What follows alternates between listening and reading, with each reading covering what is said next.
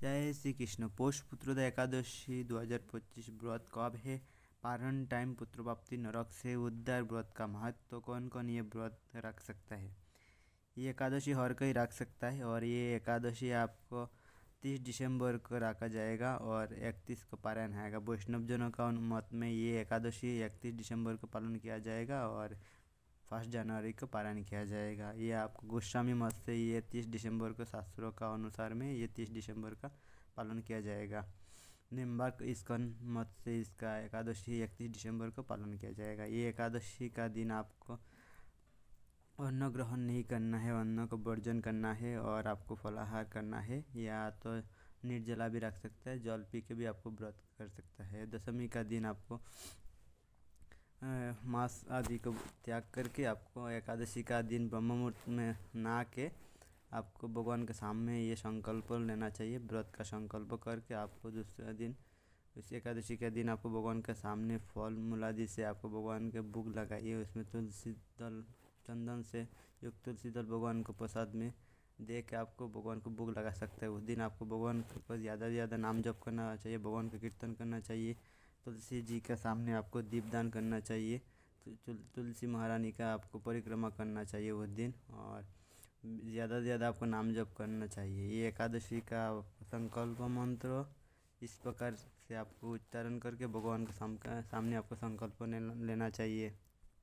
संकल्प मंत्र: एकादशम निराहारो स्थितानि परे हम भक्षामि पुंडरीकाक्ष शरणं मे भवच्युत।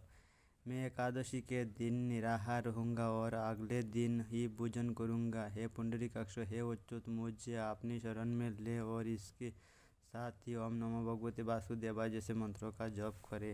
इस प्रकार आपको संकल्प करके भगवान का पूजा अर्चना करना चाहिए। एकादशी का दिन आपको भगवान का ये एकादशी व्रत का महत्व सुनना चाहिए, नाम कीर्तन करना चाहिए, रात्रि जागरण करना चाहिए। हो सकता है तो आपको दान दक्षिणा भी कर सकते हैं। आपको अगर नहीं कर सकते तो अभी कोई बात नहीं, आपको उस दिन आपको ज़्यादा से ज़्यादा भगवान का नाम जप करना चाहिए और एकादशी का नियम से पालन करना चाहिए। दूसरा दिन आपको समय का अनुसार आपको पारायण करना चाहिए। तो अभी हम लोग एकादशी का व्रत का महत्व श्रवण करेंगे। युधिष्ठिर बोले, श्री कृष्ण, कृपा करके पौष माह के शुक्ल पक्ष की एकादशी का महत्व बतलाइए। उसका नाम क्या है, उसे करने की विधि क्या है, उसमें किस देवता का पूजन किया जाता है? भगवान श्री कृष्ण ने कहा, राजन, पौष माह के शुक्ल पक्ष की जो एकादशी है उसका नाम पुत्रोदा है। पुत्रोदा एकादशी को नाम मात्र का उच्चारण करके फलों के द्वारा श्रीहरि का पूजन करें। नारियल के फल, सुपारी, बिजरा, नींबू, जमीरा, नींबू, अनार, सुंदर, अबलन, लौंग, बेर तथा विशेषतः आम के फलों से देवदेवेश्वर श्रीहरि का पूजन करनी चाहिए। इसी प्रकार धूप दीप से भी भगवान की अर्चना करें। पुत्रोदय एकादशी को विशेष रूप से दीपदान करने का विधान है। रात को वैष्णव पुरुषों के साथ जागरण करना चाहिए। जागरण करने वाले को जिस फल की प्राप्ति होती है वो हजारों वर्षों तक तो तपस्या करने से भी नहीं मिलती। ये सब पापों को हरने वाली उत्तम तिथि है। चराचर जगत सही समस्त त्रिलोकी में इससे बढ़कर दूसरी कोई तिथि नहीं है। समस्त कामना तथा सिद्धियों के दाता भगवान नारायण इस तिथि के अधिदेवता है। पूर्व काल की बात है, भद्रावतीपुरी में राजा सुकेतुमान राज्य करते थे। उनकी रानी का नाम चंपा था। राजा को बहुत समय तक कोई वंशधर पुत्र नहीं प्राप्त हुआ, इसीलिए दोनों पति पत्नी सदा चिंता और शोक में डूबे रहते थे। राजा के पितर उनके दिए हुए जल को सुकुच्चबास से गर्म करके पीते थे। राजा के बाद और कोई ऐसा नहीं दिखाई देता जो हम लोगों का तर्पण करेगा, ये सोच सोच कर पितर दुखी रहते थे। एक दिन राजा घोड़े पर सवार हो गहन वन में चले गए। पुरोहित आदि किसी को भी इस बात का पता न था। मेघ और पक्षियों से सेवित उस सघन कानन में राजा भ्रमण करने लगे। मार्ग में कहीं सियार की बोली सुनाई पड़ती थी तो कहीं उल्लू की। जहाँ तहाँ बालू और मेघ दृष्टिगोचर हो रहे थे। इस प्रकार घूम घूम कर राजा वन की शोभा देख रहे थे। इतने में दोपहर हो गई। राजा को भूख और प्यास सताने लगी। वे जल की खोज में इधर उधर भटकने लगे। किसी पुण्य के प्रभाव से उन्हें एक उत्तम सरोवर दिखाई दिया जिसके समीप मुनियों के बहुत से आश्रम थे। शुभशाली नरेश ने उन आश्रमों की ओर देखा। उस समय शुभ की सूचना देने वाला शकुन होने लगी। राजा का दाहिना नेत्र और दाहिना हाथ फड़कने लगा, जो उत्तम फल की सूचना दे रहा था। सरोवर के तट पर बहुत से मुनि वेदपाठ कर रहे थे। उन्हें देखकर राजा को बड़ा हर्ष हुआ। वे घोड़े से उतरकर मुनियों के सामने खड़े हो गए और पितक पितक उन सब की वंदना करने लगे। वे मुनि उत्तम व्रत का पालन करने वाले थे। जब राजा ने हाथ जोड़कर बारंबार दंडवत किया, तब मुनि बोले, राजन, हम लोग तुम पर प्रसन्न हैं। राजा बोले, आप लोग कौन हैं? आपके नाम क्या है तथा आप लोग किस लिए यहाँ एकत्रित हुए हो? कृपया ये सब बताइए। मुनि बोले, राजन, हम लोग विश्वदेव हैं, यहाँ स्नान करने के लिए आए हैं। माघ मास निकट आया है।